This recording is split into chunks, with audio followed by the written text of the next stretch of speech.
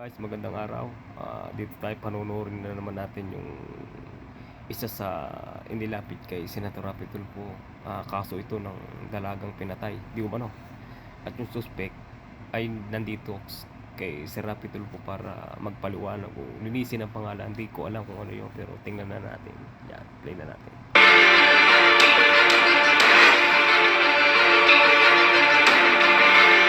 Ano na pong pinaka-latest at kailan po uli kayo nagpag-usap sa mga polis natin? Kagabi po, sabi isusuko daw po nila yung anak nila. Identified na po yung suspect. Opo. Kung may CCTV daw po kaming mapapakita.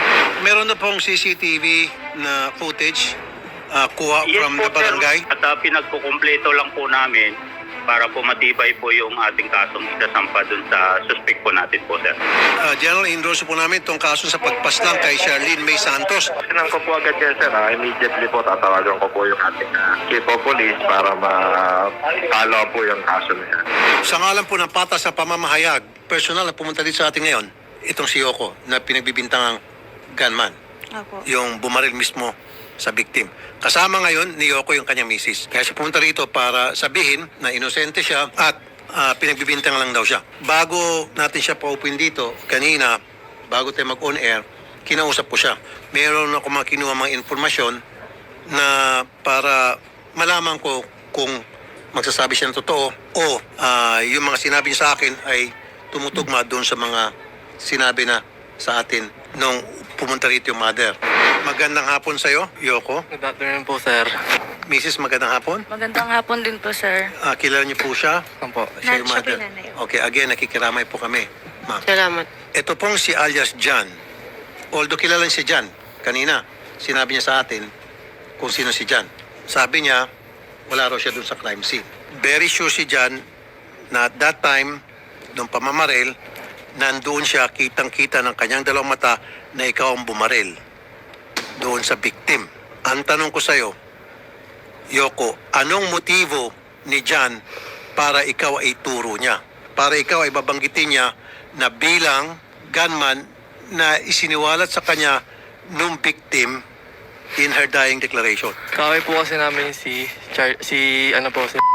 malaki po galit sa amin noon. Si John, Opo. Lalo na po dito sa asawa ko. paano niyo nakaaway si John? Jowa-jowaan ko po kasi yung ano niya, yung kapatid ko po. Yung Jowa kapatid ko meaning po. girlfriend. Opo. Naging girlfriend mo yung kapatid ni John. Opo, yung kapatid ni Jan. Okay. Siyempre po, isang beses po, hindi ko na lang po pinansin. Okay. So anong kinalaman nun? Ayun po, parang nagalit po siya doon. Sir. So dahil doon, Ayun, nagalit ikaw po na siya. ituturo niyang suspect. Opo. Kasi malaki po galit niya sa amin. Paano nagalit sa'yo? Bakit nagkaroon ng malaking galit sa'yo si John? Kung naging girlfriend mo yung kanyang kapatid dati, ano ngayon? Ayun nga po yung ano namin, sir, ba't galit na galit siya sa amin? Wala naman po kaming ginagawa sa kanya. Hindi naman siya pinapakilaman. Sa amin po dalawa galit, pati po sa kanya eh. Bakit Kasi inaamon po siya ng suntukan, kahit buntis po siya. Sino naghamon ng Ibig sabihin, yung saksi ay galit dito sa mga di umano ay pumatay dun sa babae. Nakasama niya, nakaibigan niya. Yun lang, tingnan natin. suntukan? Si Jan po, Hinamon sino? misis ko po. Galit po siya sa amin simula nung naging kami na po nito. Lagi po siya gumagawa ng kung ano-anong mga dummy account na paninira na pinaghihiwalay niya po kami nito. Bakit nga kayo paghiwalayan? Tapos naman na sila ng kapatid niya. Siguro po dahil po dun sa kapatid niyang babae.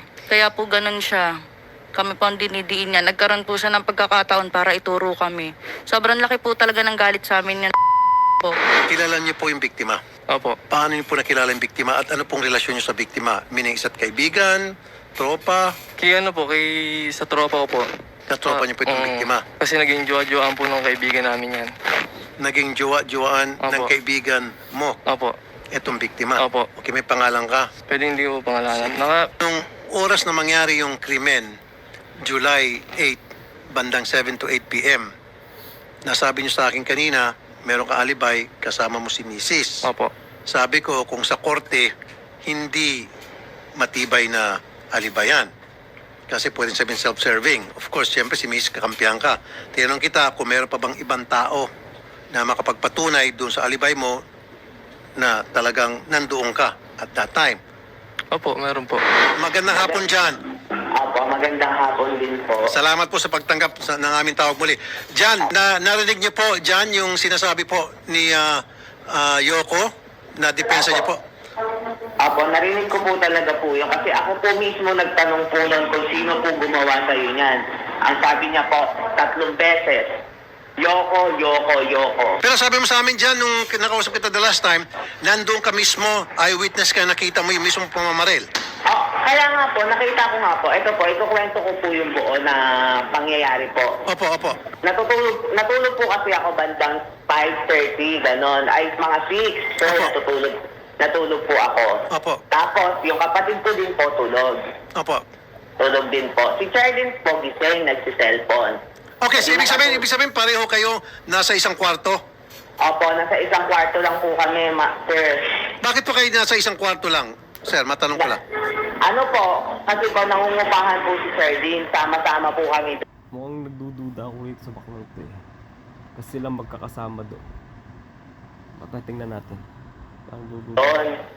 Roommate niyo po si victim, si Charlene. Kanya po yung paupahan na po yun. Pero at that very moment, nandoon po kayo sa loob ng kwarto, kasama siya.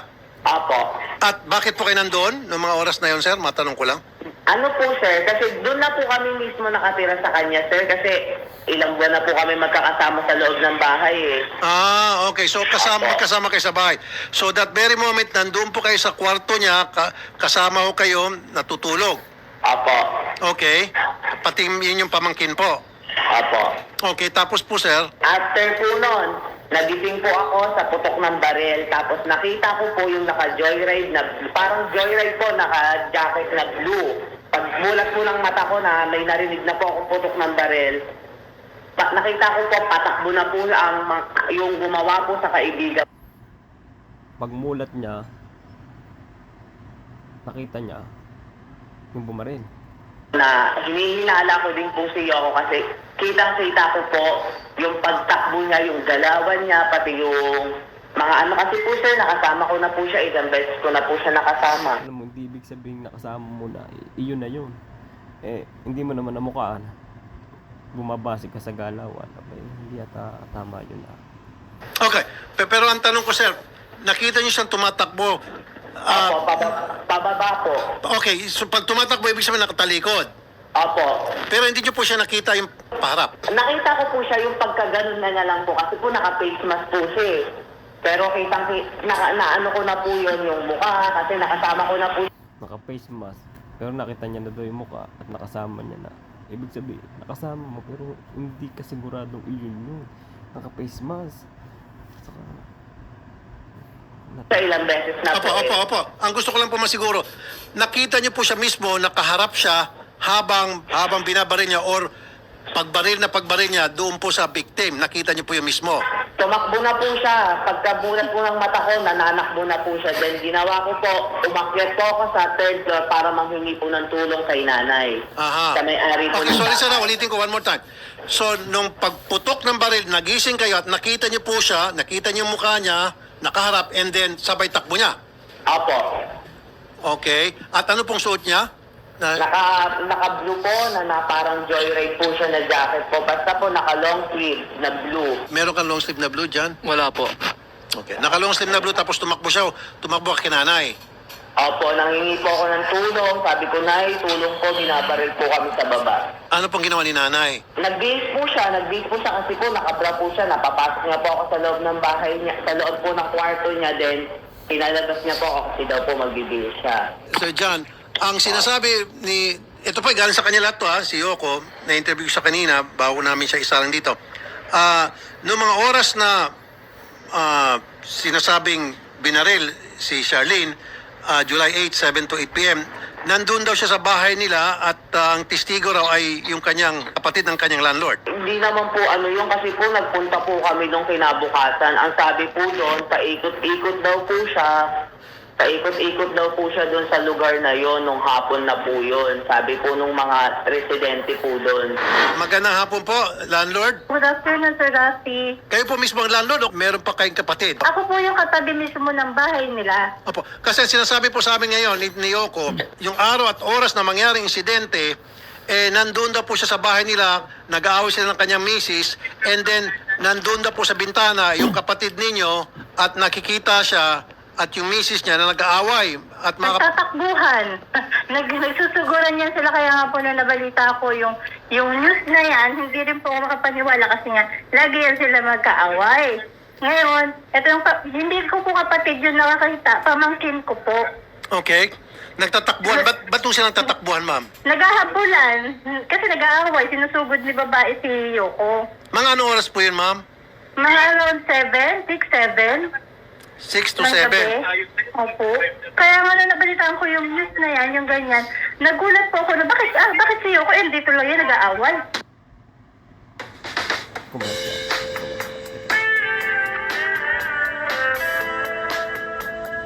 Yung news na yan, yung ganyan. Nagulat po ako na bakit Meron palang saksi, kapitbahay, landlord doon. Mukhang komplikado nga itong kasong ito Mukhang merong hindi nagsasabi ng totoo rito. si Yoko, dito lang yan, nag-aaway. Okay. So, nung mangyaring insidente, nandun po si Yoko at sila ay nag-aaway ng kanyang misis naghahabulan. At sabi po ni Yoko, bukod pa raw doon sa kapatid ninyo, meron pa raw isang pamangkin. Yun po yung sinasabi niyo po, hindi po ko ate yung nakakita sa bintana. Pamangkin ko po. Okay. Tapos meron pa raw kayong pamangkin. Yes, pamangkin po ang nakakita na naghahabulan sila, hindi po ate ko. Ako po yung kapitbahay, pamangkin ko po yung, sa totoo lang nakikichismis kami na nag-aaway sila. Iyon, meron din palang pakinabang ang mga marites, pagka may mga ganyang pangyayari. Yan ang mga tinatawag na live CCTV. Naging marites ba kayo?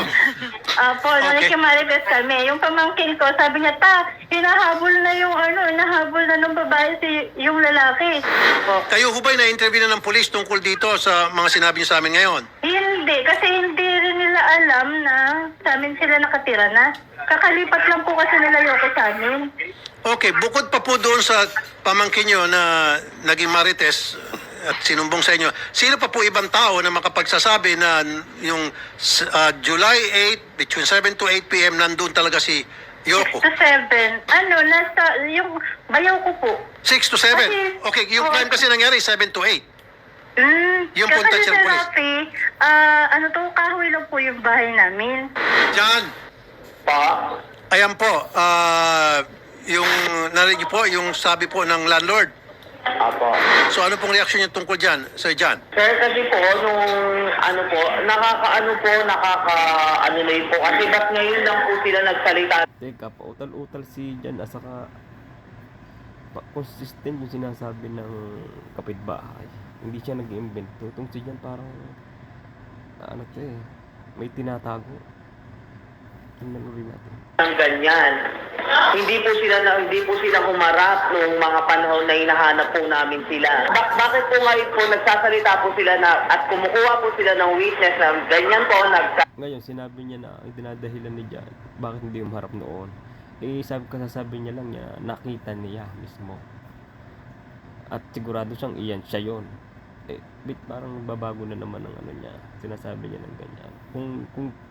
Kung sigurado siya dun sinasabi niya, ang sasabihin niya, yun yung unang sinabi niya, hindi yung dahil parang nahuhuli na siya, gagawa na naman siya ng ibang paraan para, alam niyo na, ma-judge na naman yung, para masisi na naman sila. Kasi paghihinala na naman. Kasama po sila, nakita po sila nung ganitong oras, ba't gano'n naman po, late na po yung pag-aano nila. Tama nga. Ayun po yung pinagtataka ko. Tama nga naman, may point po kayo doon. Wala po silang kasalanan nung araw pa lang po nun, ba't po sila nagtatago at bakit po sila sinasabi sa GC ng asawa niya, si Mikay Bambico, na deserve yan, hindi ko pa nasasampal, namatay na. Ba't po may mga ganun pa po silang senaryo? Yoko, ba't ka nagtago? Ang dami pong nagbabanta sa amin, sir. Gabi pa lang po nun. Nung nangyari pa lang po yun, Nangyari sir. pa lang po nun, may nag-chat na po sa akin. Dapat Hinahanap nung ko nangyari pa lamang doon, pumunta na agad kayo sa PNP para linisin yung pangalan. That's the best thing to do. Para Ayun po yung mali namin. takot kayo sa buhay ninyo dahil pinagbibintangan kayo, wala kang kasalanan, punta kayo sa PNP. Ayun nga po yung mali namin, sir. Kasi nauna po ako ng takot, sir, kasi ang dami po nagbabanta sa akin. Okay, Papatayin hindi po daw kami po kami, papatayin sir. po daw kami. Pati Pati po pamilya, siya. pati pamilya Mga po lutang lang namin. daw po ako, papatayin isa sa pamilya namin. Isa sa pamilya po namin papatayin. Kanina pa ako kayo nakikinig, Nay, sa mga pag-uusap mula sa witness na si John, sinasabing witness, saka ito pong sa tinutulong suspect. Ano po inyong reaksyon? Yung akin lang po kasi, sir, tama naman po na bakit po nung time na nagpunta po yung pulis sa kanila, wala po sila. Ang sinabi po nung kamag-anak, nasa Mindanao na daw po sila. Tapos po, may PCX na white na motor sa labas nila. Pinicturan po nung kapatid ko kasi wala po ko nung time na yun. Yun po yung pinicturan. Tapos po yung nag-survey po kami nung gabi, sumama po ako sa mga pulis. PCX na white din po, yung paikot-ikot daw po doon sa malapit sa inuupahan ng anak ko. So meron kang PCX na motor? Wala po. Magandang hapon po, Teniente. Yes, sir. Magandang hapon po, sir. Magandang hapon. So far, ano pong pinaka-latest po sa ginagawa niyong pag-iimbestiga sa kaso? Andito po yung tinuturong suspect, sir, ng eyewitness. Nagsalita na po yung eyewitness. May nagsalita pong landlord or kamag-anak ng landlord na nagsasabing nandun daw si suspect at the time mangyaring krimen, wala sa crime scene. Ano po inyong reaksyon base po sa inyong mga ginagawang investigasyon na ngayon, Teniente, sir? Regarding po dyan, reaction po dyan, sir, yung case build up po namin talaga, sir, nakapokus na po talaga dun sa victim part po kasi nga po yung kumpleto na po yung aming information dyan, sir.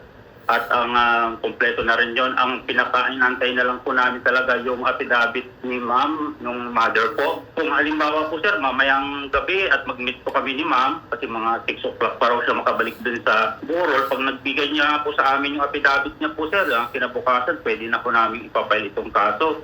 Base po dun sa mga witnesses po natin, sir, at saka dun sa case build up po natin. Yung pong kamag-anak ng landlord na nagsalita nga po sa kanyang mga nakakatandang relatives na nakita nga raw niya nag-aaway ito pong si suspect, tinutulong suspect at sa kanyang misis, hindi niyo po na-interview. Hindi po kayo nag-interview sa landlord. O hindi niyo po yung pinuntahan yung bahay na tinitirahan po nitong suspect para mag-imbestiga doon after the crime.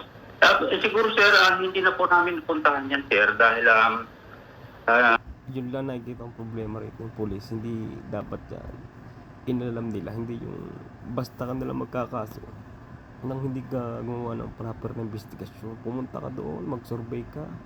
Dapat yun ang ginawa nila para mahuli talaga yung talagang pumatay niya. Kasi mahirap na kasi sabi-sabi. Walang matibay na ebidensya. Pwede kang mag-invento, lalo na kung ikaw ay guilty o ikaw yung pumatay, nagpapatay, gusto mo linisin ang pangalan mo. Kaya lahat dyan pwedeng maging suspect. Kaya dapat imbestigahan nila ng mabuti na mali dyan. Hindi nila pinaproper. maaari, sir, mga defense na lang po. Kasi nga, sabi nga ng witness natin, sir, bakit ngayon lang po sila lumulutang, sir, kung buo na nga itong ating pag-imbestiga. Yun ang sabi ng pulis, bakit ngayon lang lumutang? Di kumuha na naman sila ng dahilan na naman. Dapat kahit hindi lumutang o hindi, mag-imbestiga kayo dun sa lugar. Hindi dahilan yun. Bakit ngayon lang kayo lumutang kayo? Sir, sa kanila. All of the sudden nga po, sir, nagulat kami na mayroon pong ganyan na lumabas. So, dapat, di ba, sir, sabi niyo po, ang tagal po namin magpapit. Opo. Nahanap. Tapos ngayon lang po sila lumabas. Tama nga po. Sir. Opo. At saka isa pa, Teniente, yung dying declaration ay napakatibay po na ebidensya Tama po, sa sir. korte yan. However, Tama po, sir. meron po siyang binibigyan na dahilan. Tinanong ko kasi itong si tinutulong suspect na bakit ikaw ituturo ni John? Ang sinasabi niya, ito na po si John, may kapatid na babae at yung kapatid na babae ni John na syota niya dati ay nag-aaway, Mrs. ni John at ito pong kapatid na babae ni John nag-aaway daw. Maaring dahil sa galit ni Jan tinuro sila kasi wala naman dahilan para patayin nila yung babae. Si Jan lang kagalit nila o baka ginamit ni Jan, hindi ko alam, ayaw magbintang, ginamit ni Jan yung sitwasyon para lituhin ang kaso. Kaya dapat imbestigan din mabuti ang witness kasi hindi mo rin masasabi kung witness ba yan o witnessan lang. John, totoo ba yung kapatid mo girlfriend dati ni Hindi po. Yapo? Ano lang po, ka-MU. Sir, labas na po yun sa pinag-uusapan po kasi hindi po ayun yung natural at timbok na pangyayari kasi po silang dalawa po ni Charlene. Kasi po may mga salita din po sa akin na screenshot si Yoko na pag nakita ko kayong dalawa ni Charlene, sasampal-sampalin ko kayo. May mga ganun po siyang senaryo. Labas na po dito yung kapatid ko kasi ang tagal na pong nananahimik no, November pa po yun, labas na po dito yun. Ang pinag-uusapan po, yung pangyayari po, kasi May 17, kagaya po na nagbibigay po ako ng date. Nag-chat po sa akin yan si Yokosen na pag nakita ko kayong dalawa ni Charlene, sasabog ang mukha niya sa akin. Oh, at okay, yan po ba ay bukod sa verbal, yan po ba, was it done in writing or in chat or text? Chat po, mismong account niya po. Oh, okay, at naitago niyo po yan? Opo, naitago ko po. Nandiyan pa rin sa inyo? Opo, sa akin pa po. Kasi Okay. po, mali na po yung pinapasok nila, sir. Pinapasok po nila yung kesyo. Galit daw po yung kapatid ko kasi kaya po sinasabi kong si Yoko. Kasi hindi ko po babanggitin sa pamilya po nila, Charlene. At Na ganun po ang sinabi ng kaibigan ko. Yoko. Kasi po, away na po nilang dalawa mag-asawa. Yung asawa po ni Yokosen, matagal na po sila magkaaway. Kumbaga po, siguro po, ang pagkakaisip ko po, nainis na po si Yokosen kasi napapahiya po si asawa niya sa social media. so, ibig sabihin, sir, sa pagkakalam nyo, ito pong itong Mrs. ni Yoko at saka si Charlene, yung victim, magkaaway.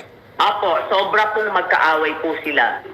Ano pong pinag-aaway ng dalawa sa pagkakalam nyo? Dahil alam ko po na inumpisahan po nila ng away January 27 kasi po pinag-uusapan po nung asawa ni Yokosen sa GC si Charlene.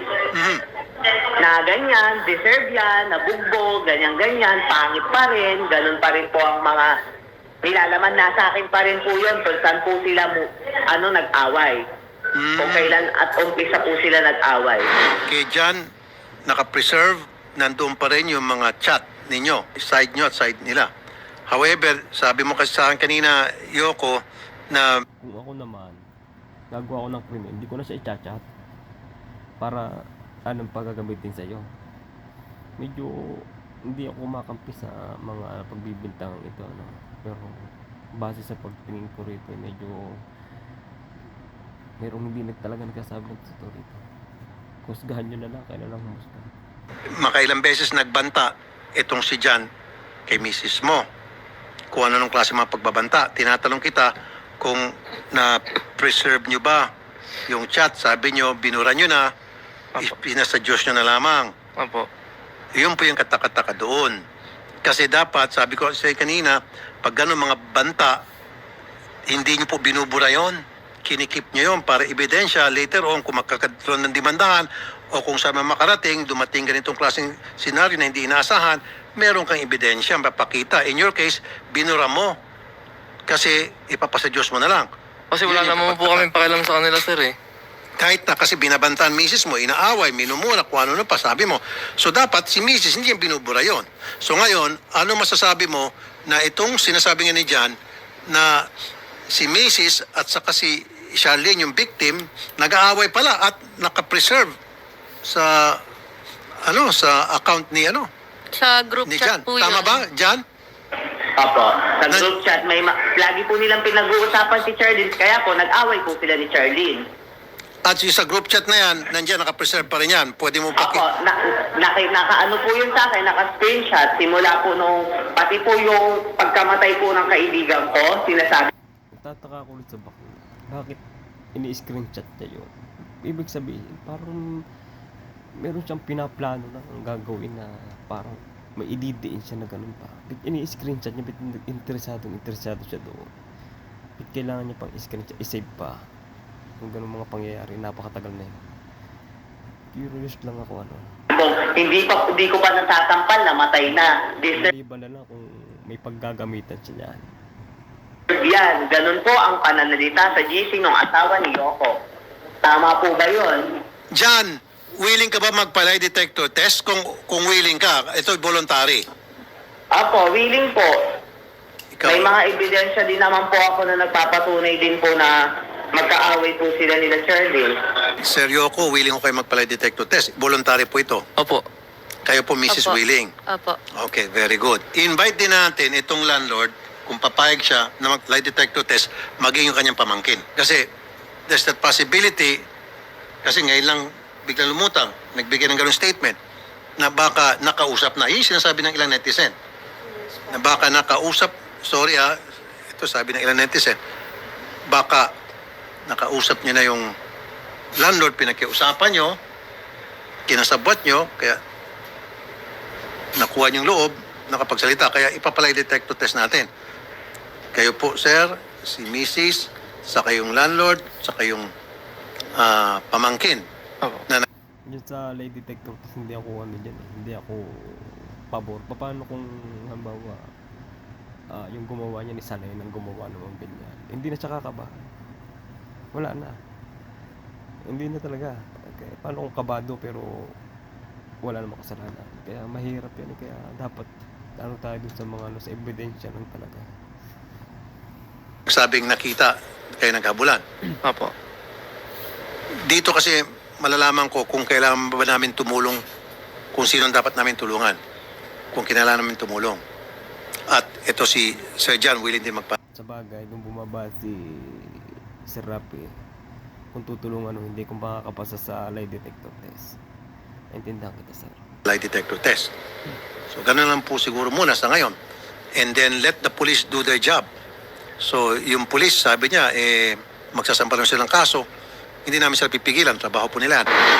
Teniente, kailan niyo po isasampa yung kaso? Teniente? Mamaya siguro sir, mamit namin si ma'am, yung mother po sir. Pag naibigay niya po sa amin yung affidavit of complaint sir, kinabukaso nun sir, papel na ho namin agad ng kaso. Unless otherwise sir, kung i-consider pa natin yung mga ibang recommendation nyo sir, para dun sa dagdag ng mga ebidensya po natin, gino-consider din naman namin po sir yung mga recommendation po ninyo sir. Opo. Lahat po dapat, sir, ng mga possible witnesses, intervene din yung po, sir, tulad yan, yung nilumutan ngayon, yung landlord, yung pamangkin, kung sino-sino pong mga lumutang na nagbabouch para di sa suspect, ano po natin, ikunin natin din kanyang statement and then put them under oath para kung nagsinungaling sila, pwede sila makasuhan ng perjury. Sige po sir, opo, sige po sir. Para maging tight talaga yung kaso. Tapos meron pa rin yung mga motor. Diba? Isama na po natin yung motor. Sabi kasi ni nanay, may nakita ng motor na ECX. Wala ko kayong motor? Meron po. Anong kulay? White po. Okay. Sabi mo kanina wala. Ngayon meron na. Sinabi ko po meron po. Ibang Brand po yun. Pero white. Opo, white trend. Okay, pareho lang yun. So, okay, so meron kang white na motor. Tapos, yung nakita sa crime scene po, Nay, ma'am? PCX na white po, tsaka po sa bahay nila. Okay. Tapos meron pong mga nag-concerned citizen na nag-send sa amin ng maraming chat niya ni Angel daw. Na nung that time na yun, bumibili daw sila ng ulam. Paano daw pong sila yung iba-iba po kasi yung statement na chinachat niya. Tapos pinasa po sa amin. Siyempre kami naman po, yung amin lang naman kasi yung hustisya para sa anak. Kasi wala na.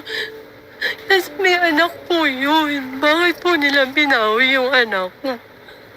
Mabait na bata naman po yun Teniente, ang rekomendasyon po kay Teniente, kung mamalapati nyo, tuloy-tuloy nyo pa rin pag-imbestiga pagkakalap po ng mga additional mga pieces of evidence, mga witnesses, tulad niya, meron daw puting motor, nakita aligid-aligid, etc. etc. Pero importante sa akin, sir, sana po yung murder weapon kung ma-recover natin. Sige po sir, sikapin po namin sir. Ano po yung tingga na nakuha po sa katawan ng biktima? Ngayon pa sir, in-examine pa ng suko yung tingga po sir yung baril na ginamit kasi ang nakalagay mo niyo. Oh, dapat binigay sa pulis to. Hindi po, nung galing po yung soko doon, may nakuha na po na 4 na bala. Nung nagakot po kami nung gamit ng anak ko, tinitingnan po namin yung Ako, hinawakan unan. ko pa man din. Dapat di ko tiwakan to. Yung unan po nasa loob, meron pa pong bala. Ha? May natira pa pong bala doon sa loob ng unan nung nagakot po kami nung gamit ng anak ko. Ilan po tama, sir, sa victim? Ay sir, nasa autopsy pa po sir, pero ang initial po namin yan sir, 4 po sir. 4. At hindi pa po alam kung anong kalibre.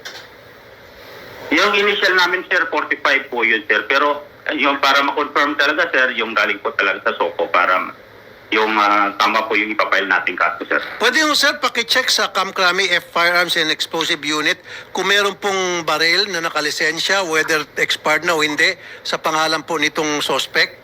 Yes po, sir. Tama po, sir. Lahat po yun, sir. Mayroon po tayong cross-matching na tinatawag. Ballistic po, sir. Kung itong baril po ay legally acquired o lost firearms ang tawag po doon, sir. Tapos tino-cross-match pa rin po natin yung mga bala pong nakuha doon. Opo. Baka po Opo. lost firearms po ito at nagamit pa rin sa ibang krimen po, sir. Opo, ang first step po talaga kung meron baril siya, whether expired o hindi, na 45. Yun, we can go from there. And then pangalawa, sir, yung paraffin test, kung tawagin, yun po, a certain number of days lang, ano po, pag lumipas po ng ilang araw, paso na po yun, ano, kasi paparafin test sana natin to siya, pero matagal na po, July 8, ano na ngayon? Tama po, sir. 2 weeks na. Tama po, sir. 18. Baka ilang beses na siya naligo. Kung halimbawa lang suspect ka, sir, kunyari lang, bali wala na. So, hindi na Tama po, applicable yung paraffin test. So, sige po, sir, tuloy niyo na pong pag-imbestiga kung ano pong narapat. Ngayon, kung talagang inosente siya, kukuha siya ng magaling na abogado at kung nakita namin talagang inosente siya, we will help him. However, kung Yes po, sir. Thank you po, sir. nakita namin base sa inyong investigasyon sa mga witnesses na lumutang at mga piece of evidence na biglang nagsilutangan, tutulungan namin siyang makulong lalo. Fair enough? Opo, sir. Opo, sir. I-secure niyo rin po itong si nanay. At saka lalo na po yung si John, yung witness na sinasabing nakita niya yung suspect sa pamamaril. Paki-secure si John. Opo, sir. Opo, sir. John, Thank you, sir. Thank you. Po? okay ka naman John, secured ka dyan. Opo, ayos na ayos po ako sa pangangalaga po ng mga nag-aano po sa akin. Maayos po ako ngayon, sir. Okay. Ano pong gusto mo pa maidagdag bago tapusin natin itong pag-uusap ito? Ano pong gusto mo pa madagdag na gustong sabihin dito po kay Yoko na sinasabi niyang meron ka raw galit lang sa kanya dahil naging shota niya yung iyong kapatid. Meron ka pa bang gustong sabihin na para mapatunayan na walang kinalaman yung sister mo? Apo, wala pong kinalaman po yan dyan. Ayoko. Ibang usapan na yung kapatid ko kay Charlene. Ibang away na yon. Hindi galit yon. Ayun ang mismong sinabi ng kaibigan ko. Tsaka ito pa, Yoko, may nag-chat sa akin na hindi dapat na hindi palaging diktas lento. Mag-iingat siya. Kikita din tayo masyado ka ng makulit bakla. Baka gusto mong sumunod sa tatay mo, galingan mo sa pagtago. Ayaw mong manahimik, kami magpapatahimik sa'yo. Anong point nun, Sir Rapi Tulfo, na Apo. ayaw po nila ako magtistigo? At sino po nag-chat sa'yo ng ganon, Sir John? Dami account po, sir, na ngayon Yan, dami account. Kung makakita ninyo dito, gumagawa rin siya ng dami account tumakla. Hindi niya mapapatunayan yun, di ba, babes? Kaya ako talagang ako'y malakas ang kutob ko rin sa bakla na ito. May alam to eh.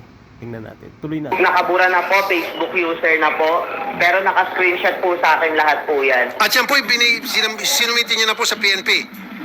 Apo, alam na po ng Philippines ng mga pulis po, sir. Okay. Natataranta na. Baka malalaman kung sino gumawa ng dami ako na baka siya rin din gumawa niyan eh. Very good. Na-send ko na po na tinatakot pa po nila ako na ganito. Kahit namang anong mangyari, iaano ko yung kaibigan ko, sir. Ipaglalaban ko siya kung ano yung alam ko, kung ano yung nakita ko, at kung ano yung nalalaman ko. Yoko, kanina, sabi mo, isa sa mga nagbuhat kay Charlene, papuntang tricycle ay tropa mo. Opo. Okay? Actually, hindi Tinatanong ko kita po tinatanong kita kung anong pangalan ng tropa mong yon, kasi sabi mo ayaw mo sabihin. Pagkakataon mo na ito, kung talagang gusto mo maabsuelto ka, kung talagang inosente ka, sabi mo kung anong pangalan ng tropa mo yun para yun ay kakausapin ng PNP. Kasi sabi mo, May number po kami nun, sir. binigay mo na ba sa pulis yun? Hindi pa po. Kasi sabi mo, tinanong kita paano nakakit yung tropa mo doon sa... Diyan, nakikinig ka pa, no? Sabi mo, narinig ng tropa mo na pagputok ng baril. Kaya yung tropa mo, kasama yung kanyang pamangkin, tama? Kaibigan po. Tropa mo, kasama yung kanyang kaibigan, umakyat ng bahay ni inakyat yung bahay ni Charlene, at yung tropa mo ang bumuhat kay Charlene. Opo. At isinakay sa tricycle. Opo. Tapos ngayon, walang sinabi si Charlene na pangalan, kundi ungo lang. Opo. Diyan, sino bang nagbumuhat kay Charlene? Papuntang Hindi tricycle. po, sir. Malapit po sa kanila yon. Kasi 4 na tama ng bala. Tingin ko hindi ka na makakapagsalita nun eh. Imposible. Posible makapagsalita ka pa na may tama ka sa ulo. 4 na tama. Tapos nasa tricycle. Tingnan natin. Kinausap na nila yon na wag magsalita. Kasi po, sir, Sinungaling. ang tanong ko po, sino gumawa sa'yo niyan? Ang sabi niya, Yoko. 3 beses, sir. Hanggang sa makapunta po yung pamilya po ni Sherlyn sa akin, ayun. Paano nyo malalaman si Yoko? Ikaw na rin na nagsabi na naka-face mask. Paano malalaman nung binaril na si Yoko yun? Paano nyo malalaman naka-face mask? Saka mabilisan yun Posibleng hindi ko makita kung paano niya nakita yung ganung sitwasyon. Hindi ko ma-imagine. Po ang sinabi ko. Opo. Kasi po, Go ahead po. Go ahead. Yes, sir. Yes, sir. sir, kasi inano ko po yun, sabi ko po, kunin yon para maano. Hindi po. Kasi po, 3 kanto lang, pwede pong gawan po nila ng ron, nang sabihin na wag na magsalita, walang binanggit. Pero may nagpapatunay po na narinig po ng kapatid ko po mismo, na Yoko. Ayun po yung sinabi. Kapatid niya. Maniniwala sana ako kung hindi kapatid Kung kaibigan o kaya taga-roon lang. Pwede siyang kampiyan Kapatid niyo po nakarinig. Okay, good. Now, sir, pero totoo ba itong statement ni Yoko na yung bumuhat daw kay Sherlyn ay tropa niya? Hindi po, hindi niya po tropa yun, bata pa po yun, sir. Parang 12 years old, kaya nga po sabi ko, ayun po dapat ang makuha kasi po ayun po ang nakarinig ng totoo. Okay, sino pong bumuhat kay Sherlyn papuntang tricycle, sir? Yung kapitbahay po namin, kasi po magkakalapit lang po kami ng bahay niya nila Yoko Okay, yung kapitbahay niyo, pati ikaw, ilan pong bumuhat kay Sherlyn? Siya na po, yung sinasabi nga pong tropa niya. Yun ang bumuhat, yung kapitbahay. Opo. Kasi ang sinasabi po niya, yun daw bumuhat na tropa, yung pala kapitbahay, wala raw sinabi na Yoko, kundi ungo lang daw itong marinig mula sa bibig ni Sherlyn. Kapatid ko po, alam po ng kapatid ko yan. Kapatid ko pang mismo nagsabi sa mga magulang na ayun po yung narinig niya. Nung binaril po si Sherlyn, natutulog ba siya o gising siya nung barilin? Nag-cellphone po. Nagsa-cellphone, okay. So, nung dumating po yung kapitbahay na bumuhat kay Sherlyn, nakapagsabi na ho ba siya sa inyo na yung pangalang Yoko, binanggit niya, or during na binubuhat siya? Paano niya nalamang nagsiselfone, itulog siya noong mga panahon yun? Yung bakla. Saka, nung binaril siya, saka pala siya nagising. Nagsiselfone. Paano niya nakita nagsiselfone yun? Nasa loob na po sila ng tricycle. Nasa loob na po kami ng tricycle. Sa loob ng tricycle? Sinasabi ko po, ma, kaya mo yan, laban ka pa. Okay. So, yung habang nasa loob kayo ng tricycle, sino po yung nasa loob ng tricycle? Ikaw, tapos Sherlyn, sino pa po? Yoko, pati yung kapatid ko pong bakla. Okay. Ilan po yung tao sa tricycle sa loob? 3 lang po kami, driver. Ikaw, tapos yung kapatid nyo, tapos si Sherlyn, 3 lang. Opo. Okay. Doon po sa tricycle, on the way to the hospital, binabanggit ni Sherlyn ang pangalang Yoko. Wala na po yung kapitbahay na bumuhat. Wala na siya sa loob ng tricycle. Wala na. Ano masasabi mo? Sabi ni Jan, doon na po sa loob ng tricycle na wala na doon yung sabi mong tropa mo na kapitbahay mo pala. Hindi ko po kapitbahay siya. Okay, sige. Sabi niya, kapitbahay lang. But anyway, regardless, tropa o kapitbahay, wala pala doon sa loob ng tricycle. Ang nasa loob ng tricycle ay si... Siya po yung nagbuhat doon, papunta po doon sa tricycle. Kaya nga, pero pagdating sa tricycle, doon daw sinabi ni Sherlyn yung pangalan mo. Dying declaration yon, pinakamatibay na ebidensyang ginagamit ng korte yon. Kung ano yung lumabas sa bibig. Saka imposible makapagsabi pa yun, 4 ang tama. Hindi ko ma-imagine paano pa yung makakapagsalita. At saka paano niya makikilala yun naka-face mask. Ng victim, yun yung bibigyan weight ng husgado. Narinig ko ba ng tricycle driver yung pagbanggit ng pangalang Yoko? Narinig din? Hindi na po. Ng tricycle driver po, nung banggitin ng... Hindi ko po alam kung narinig na po yun, pero Ang sabi po sa researcher po natin, hindi daw po narinig. Okay, nakausap na po namin tricycle driver, hindi rin niya po narinig. Pero ang Yun, no, hindi niya narinig tricycle driver. Imposibleng ibubulong ng mamamatay yan. Imposibleng ibubulong yun, mamamatay na. Isisigaw niya. Imposible. Ano yung binulong? narinig po, ikaw at saka yung kapatid. Okay, so ayan. Sir Yoko, dalawa ang testigo nakarinig doon sa dying declaration ng victim. Itong si John and then yung kapatid niya. Ilang taon po yung kapatid niyo, Sir John? Po, 13 years old, tas ako po 17 years old. Okay. Minor de edad pa po ako, sir, actual. Opo, sir. Opo, sir. It doesn't matter, sir. Whether minor de edad ko, hindi. At least, nakita mo at marunong ka magsalita na nabibigkas mo pa yung mga gusto mong sabihin. Malaking bagay din po yun na ikukonsider sa korte. Ikaw naman, Sir Yoko, pagbigyan kita, anong gusto mong sabihin kay Sir John? Marami siyang sinasabi, very incriminating against you. Meron ka bang gustong sabihin sa kanya? Opo. Pagkakataon niyo na po, sir. Kasi Paano mo nasabing ako yun? Sige nga. Nabanggit ang kaibigan ko. Opo. Di ba sabi mo nakita mo yung mukha ko? Paano mo nakita yung mukha ko? Yung galawat Yoko, yung pagtakbo ng joyride na naka-jacket. May joyride ba ako? Hindi ako nag-joyride. Sinisigurado kung kayo yun, Yoko, kasi hindi babanggitin din ng kaibigan ko yun kung hindi nyo ginawa yun. Pwedeng gawa-gawa mo na rin yun, Lento. Napakasinungaling mo, sobra. Sobrang sinungaling mo. Alam mo sa sarili mo kung sino bumaril doon. Wala kaming galit doon kay Charlene. Sa'yo, pwede ba? May galit kami. Wala.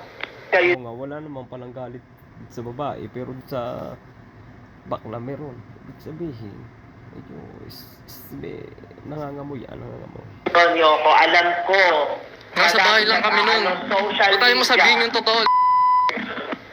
Makonsensya ka sa tropa mo. Alam mo kung sino ang totoong bumaril doon. para meron kang ini-insinuate na kakilala ni Sir John, yung bumaril? Magkonsensya? Kasi hindi po siya binaril, sir eh. Ba't di po siya binaril kung katabi niya po yun, di ba, sir? Ba't di po siya babarilin? Kung alam nung suspect na may mag-witness na matibay. May mag-witness na matibay, sir.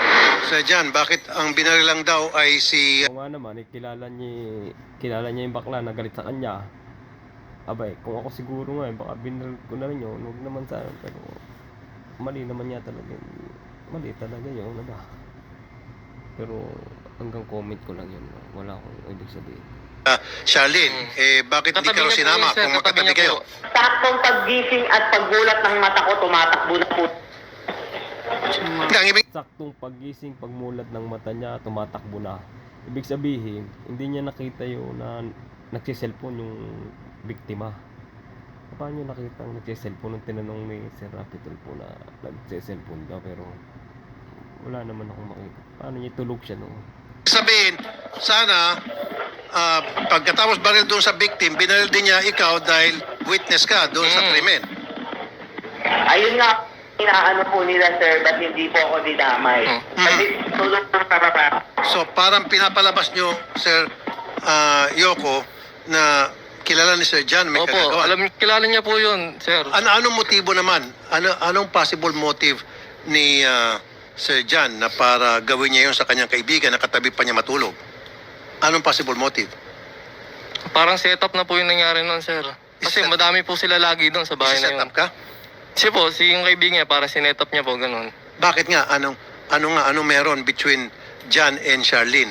Kasi, di ba magkasama sila sa bahay? Isang tulugan lang sila, isang kama lang sila. So bakit niya ipapabaril sa kanyang, kung sino man yon, yung kanyang kaibigan?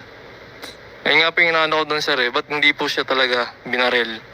Yun nga po. Ang biktima. Kasi katabi niya lang po yun, sir. Sibling hindi rin po siya madamay doon. I don't know. Yan siguro masasagot sa korte yan later on. Pero yung sinasabi mo na kakilala ni maaaring makonsensya ka, Opo, ayun kakilala po mo yung inaano ko sa kanya. Sino? Makonsensya siya. Bakit nga? Bakit ang Nasa kanya lang po yun, sir, kung aamin po talaga siya. Basta po ako, sir, malinis po konsensya ko. Hindi ko po kaya pumatay. Sir John, willing ko kayo magpa-lie detector test? Ano po, sir? Apo. Okay. At kayo rin po, willing? Opo. Sir, May gusto lang po sana akong ipakita. meron kang gusto pakita, Nay? Ano po dito? Pakilala po siya na narinig daw po niya mismo yung mag-asawa na nag-uusap na binabanggit yung pangalan ng anak ko na ipapapatay nila. Narinig niya? Narinig daw po niya, dyan po sa chat. Okay. Tingin ko yung chat na yan, yung bakla ang gumawa na naman ng dummy account. Kasi mahilig gumawa ng dummy account eh. Para idiin masyado yung pinagbibintangan. Tingin ko lang ha. Dami account yan eh. Kasi kung talagang witness niya na talagang tao na mismo nakakita, hindi mo kilala kung sino yan. Baka ginawa lang yan ng bakla. Pakilala po siyang... Ma'am, importante yan. Ibigay niyo po yan kay Teniente. Opo. Huwag niyo po magitin on air kung sino siya. Sasama namin kayo, secure namin kayo. Ibigay niyo po yung chat na mismo yan kay Teniente. Teniente! Yes po, sir. Opo, sir. Okay, may bagong ebidensya rito si ma'am na gusto ipresenta sa inyo. Pakipag-aralan po ito, paimbestigahan po yung chat na yon. Tingnan po. Kasi ini-incriminate po dito talaga sa chat na ito mag-asawa. Yes po, sir. Dito. Opo, sir. Okay. Sige po, ganun na lang po, Teniente. At salamat po sa time na binigyan nyo sa amin, Teniente. Yes po, sir. Salamat po, sir. Sige po. So, ganun naman po lie detector test.